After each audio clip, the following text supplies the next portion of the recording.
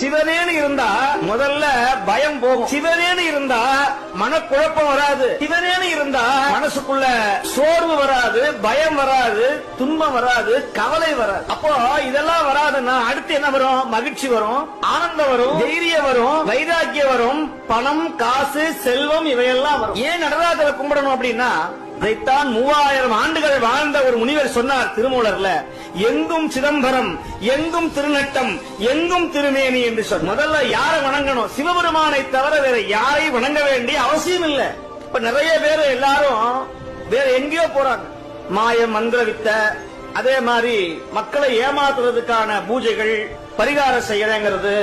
உடனே நாங்க காசியில இருந்து வந்திருக்கிறோம், இமயமேல இருந்து வந்திருக்கிறோம், இந்த மாலையை போடுங்க, அந்த மாலையை போடுங்க அப்படின்னு சொல்லி மக்களை அவங்களை செயல்பட விட முடியாம யார்ட்டையாவது போய் சொல்லி ஏதாவது நல்லது செய்வாரான்னு போனா அங்க மாட்டிக்கிறோம்.